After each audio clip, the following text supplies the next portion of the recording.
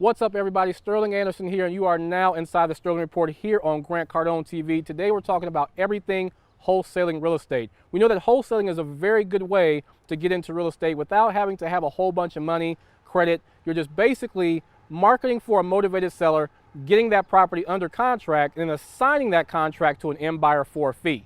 So that's pretty much the basics of wholesaling. But I have one of my students here, and Brian Johnson with CTB Homes here in Omaha. He's going to talk about how he got his start, his company, and we're actually at one of his deals that he has under contract. So we're going to walk that deal, see how he evaluated that property, how he found the deal, and talk about that as well. So Brian, welcome to the show, man. Appreciate it. Thank you, appreciate it. Good All being right, here. kind of tell us a little bit more just about how you got your start and a little bit about your company and what you're doing. Yeah, so I got my start in wholesaling through a friend of ours, Daniel Wiafi, Okay. who let me know about you and what you were doing in the real estate game. Good. But before that, working at car lots, selling cars.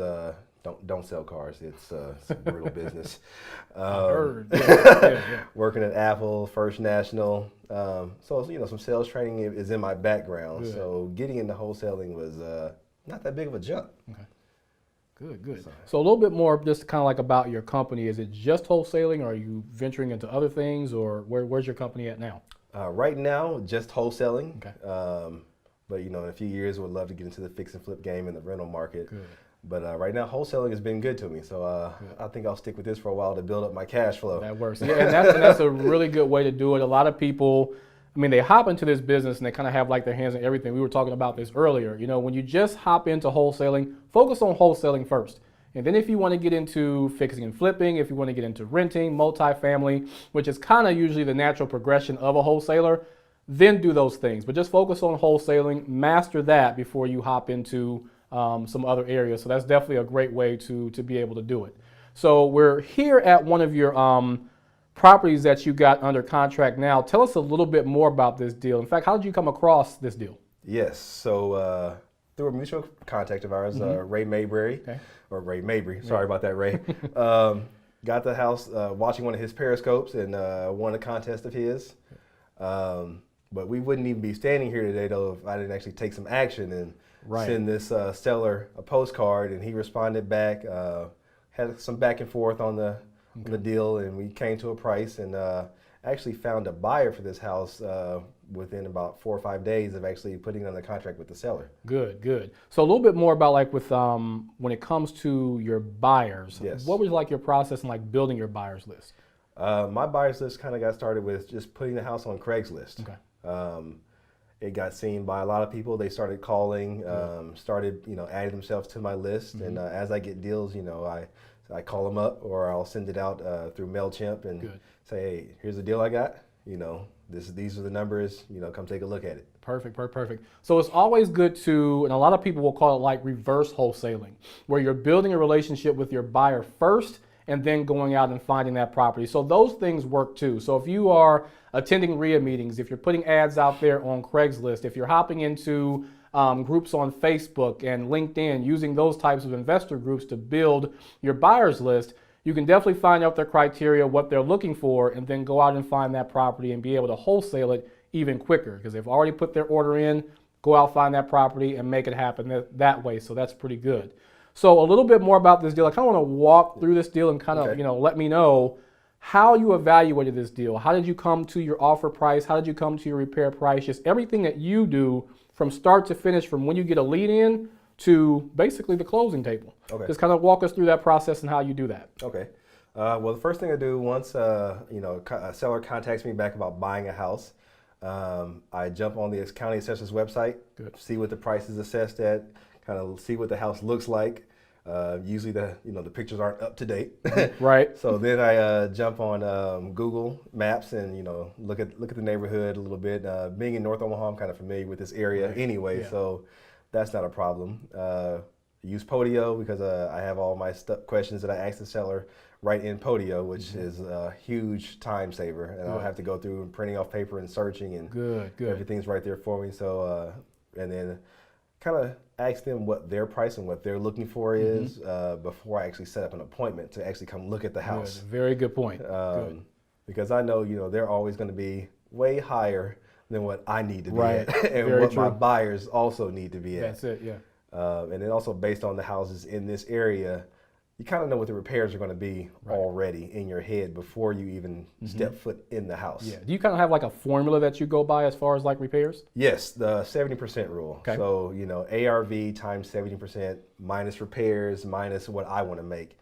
Kind of gives me my maximum allowable offer of what I want to say, okay, this is what I want to get your house for. Good. And of course, you always want to be under that number. Right.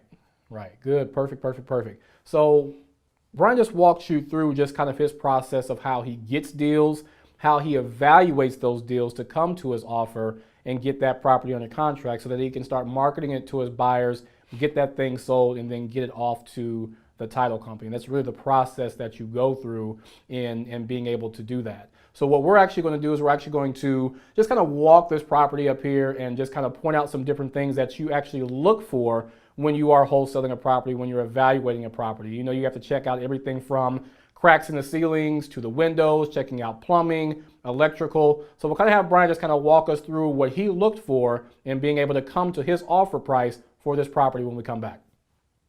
All right, so we're coming into the kitchen here. So kind of walk us through just your process and just what you're looking for, kind of what you're looking for is like repair-wise. That's interesting. Yes. So this setup here, it's a very small kitchen, and this house does not have a basement. Yeah. So as you can see here, water heater right here in the kitchen. In the kitchen, yes. You also have your washer and dryer that would be in the kitchen as well. Right. As far as this water heater right here, I'm just looking at it. It's old. I already know it needs to be replaced. Yeah. Just looking at it. Okay. I'm checking out the cabinets. I'm looking at the ceilings, looking for water damage. Looking at the floors here. I know these floors need to be replaced. The meter has been updated, so that's new.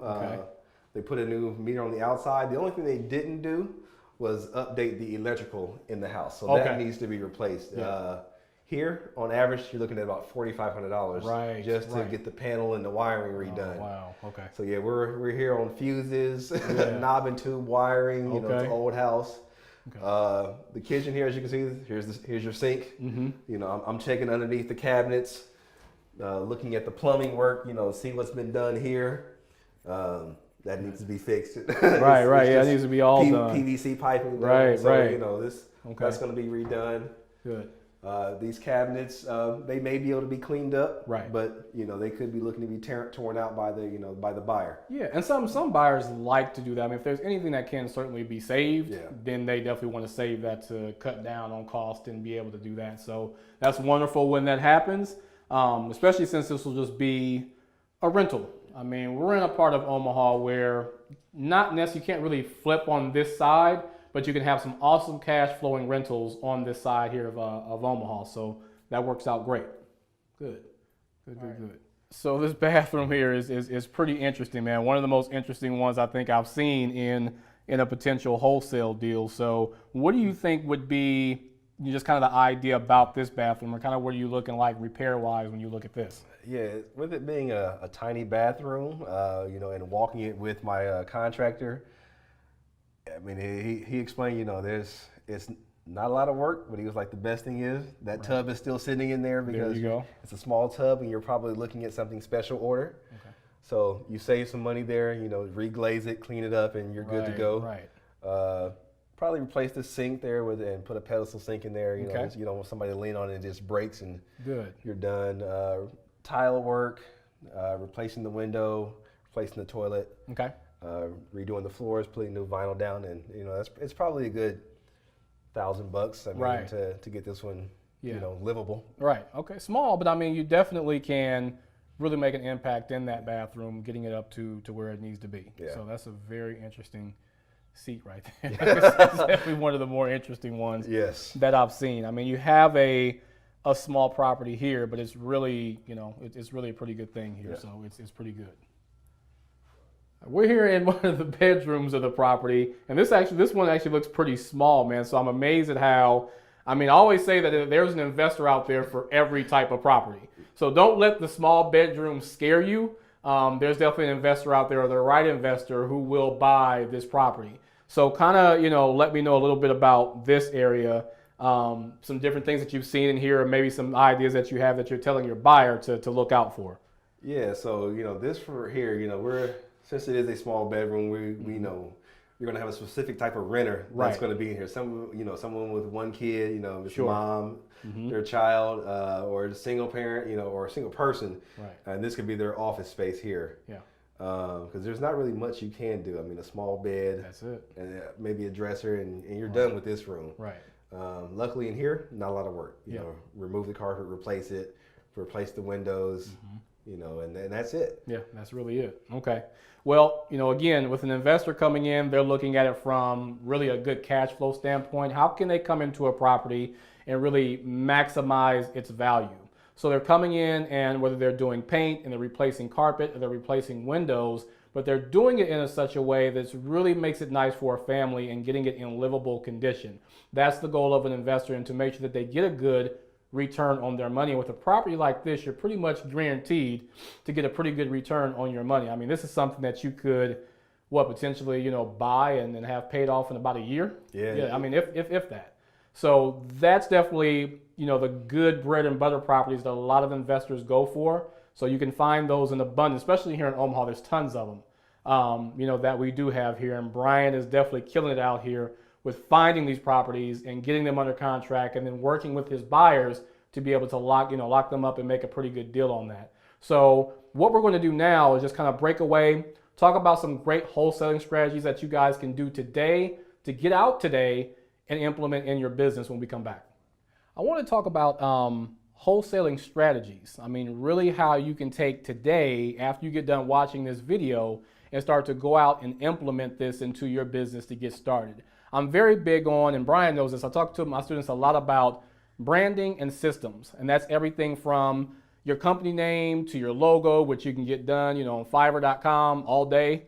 And also your systems, whether you're using systems like Podio or RealFlow or FreedomSoft or whatever you decide to use to get both your buyer and seller websites set up so that you're able to start getting those leads in. But after that, we really start to get into marketing. I mean, wholesaling is such a marketing intensive business. Without marketing, there's no leads. Without leads, there's no deals. Without deals, we're not getting to the closing table. So Brian, kind of talk to us about some of like your favorite ways to market for motivated sellers. So I've done driving for dollars. That's Good. Probably my favorite thing. I'm always in the car driving around. Right. So, I'm always, I drive by a house. I'm like, oh, that may be a potential deal. Get the address, use an app called HomeSnap so I can just take a picture of it so that way I don't have to write down the address. Right. It pulls all the information from the assessor's website. So that way that's already done for me. Good. So that's half the battle. Direct mail. So I've got lists from ListSource. As I already said earlier, I got a list from Ray Mabry. Right. And then just sending out those postcards. I design my own postcards, that's right. on Photoshop, and then I just send them out through click to mail. I've also written my own yellow letters, and Good. done that, and mailed them out. It's just, ways of just saving some money if you don't have a huge marketing budget. Right. Throwing ads up on Craigslist, you're saying Still works. saying that you're looking for buyers, you're looking for people who want to sell their house. Right. Just little things like that to help you get started and start generating money and calls on your phone. So it's That's huge. perfect, man. That's good. And it's such a great way to get deals, is using those ways to be able to do it. And then with social media too. And again, that goes back to your branding and your systems and just your marketing. So making sure that you have a company Facebook page, you have Twitter, you have LinkedIn, you have Instagram. You're using all those things to attract both sellers and buyers to be able to do that. Whether it's attracting sellers or just marketing your properties and being able to do that, that's great. When it comes to when you get a property under contract and you start marketing that property, what strategies are you using to market those properties to buyers? Yep. So I have a buyer's website that I use, Craigslist, Facebook, Instagram, Twitter, Good. All the social media stuff just to get my property out there. Like I said, company website on Facebook as well. Yeah. Trying to be seen everywhere, Right. even though you're not everywhere. That's good. Yeah, I think Grant calls it omnipresent, just being everywhere. So that's really good. Good. Yeah. Good. So that's the main thing. What I'm saying? Like, if you're getting into this wholesaling game, don't worry about I need to have my logo or everything has to be perfect. Yeah. just do it. You know, myself personally, I've made a ton of mistakes, and you know, right. And you will. It's a given. You will make mistakes. Yeah, from not taking action early on when we first got together. Right. You know, I do a mailing here. Yeah. Don't really get any response, or I get 1 or 2 calls, and then I stop. Right. Pick it back up a couple months later. But in the last 6 months, just being consistent has helped out a lot. It has, and I'll tell you, with Brian, and even when doing direct mail, and I always say with direct mail, the fortune is in the follow-up. I mean, you can't just do a direct mail campaign, do just one, nothing really happens, you just completely give up on that campaign. You have to hit that list about a good 4 or 5 times and just completely exhaust that list. Now, hopefully within that time, you'll see some great things happen, you'll get some deals. All it takes is just that one deal, and that really pays for everything. Pays for everything. It takes care of the entire campaign. Of course, anything after that is just gravy, and then you're good. So kind of talk about, like, with direct mail, how that's worked for you. I think you just did a campaign, I do believe. Yes, just did a campaign, sent out 700 pieces. I kind of split it up into 2, just to, stretch my dollars out and to get it hitting at different times. You know, it's hitting twice a month. Right. First side of it, I got about 17 calls back from it. Okay, awesome. Put 3 properties under contract. I've sold 1. Good. The other 2, like I said, which is this one is 1, is going to a buyer here at the beginning of next month. Okay. The second part of the mailer, got a lot of returns back, but I did get 1 call on a house, and if I can get it under contract, I'm probably looking anywhere from $8,000 to $15,000 in profit. Right, and see, that's just enough right there to be able just to get that one deal and get out there and just make it happen. So we'll kind of switch gears here too, man. Just kind of tell people that are looking to get into wholesaling, what should they do? What would be your advice if somebody who's just fresh and new, ready to get in? What would be your advice to them getting started in wholesaling? My advice, find a mentor. If you can't find one in your city, there are a lot out there. You got Dennis, you got Ray, Daniel. I mean, they're all willing to help you get into this business and see you grow and go to a whole nother level. Once you find that mentor, take action. Action is the key. Right. Like I said, if you don't have a lot of money, go driving for dollars. Go look for those houses that are run down. I mean, you can even find them in nicer neighborhoods. You may see a house where there's newspapers in the driveway. There might not be any curtains on the windows. Right. Yeah. The houses are everywhere. Yeah, that's good. That's good. So, Brian has really just taken his business and just really taken off over these past few months about, just what he said, just about taking action and getting out here and making it happen. So I know that you guys can do that too. So again, going back to finding a mentor, doing that. Certainly I'm available. You guys know you can reach me, thereicoach@gmail.com or 402-813-6338. Give me a call, text as well. We'll definitely talk about making that happen. But always the important thing is taking action. So you guys really have to do that. So Brian, now that we're kind of coming to an end here, man, kind of fill us in on where you see CTB Homes going, and what are like your future plans of what you want to do? Yeah. So I mean, I see myself building a huge company here in town, as well as growing my brand nationally. Good. Getting into the commercial space is also a space that I've looked into. But first, I need to make sure that I focus on this wholesaling and building that to the point where I can go into the commercial side and not have to worry about my wholesaling business disappearing. Good. Okay, good. Perfect. So that's pretty much the whole thing on wholesaling that we wanted to bring to you today, to show you that you can take today and go out to start and build your business. I mean, as long as you're focused on, building your brand, you're focused on marketing, you're focused on going out there and getting the deals, you can definitely get things under contract, build those great relationships with buyers, and be able to assign those deals to those buyers. But you have to take action every day. It can't be, okay, I feel like doing this today. Okay, I don't know. It has to be an everyday thing. Get your business set up to where everything is completely automated. That's having virtual assistants make calls to buyers and sellers for you. Having them post content for you, using services like Hootsuite to post to your social media accounts. One post takes care of all your social media accounts. So whatever you can do to free up your time to do revenue generating activities for your business, make that happen in your business, and you're good. So those are the strategies that I want to discuss with you today. So happy to have Brian on. He's crushing it. I'll make sure I keep you guys updated on everything that's going on with him. Brian, where can people find you at on social media? Yes, Twitter, Instagram, Facebook, CTB Homes. My website is omahawholesalehomes.com. So if you need to purchase a house as a rental, hit me up, let me know. You can also email me at ctbhomes@gmail.com, and I will get with you. There you go. Well, man, I certainly appreciate you. Thanks for being on, man. You're doing some great things.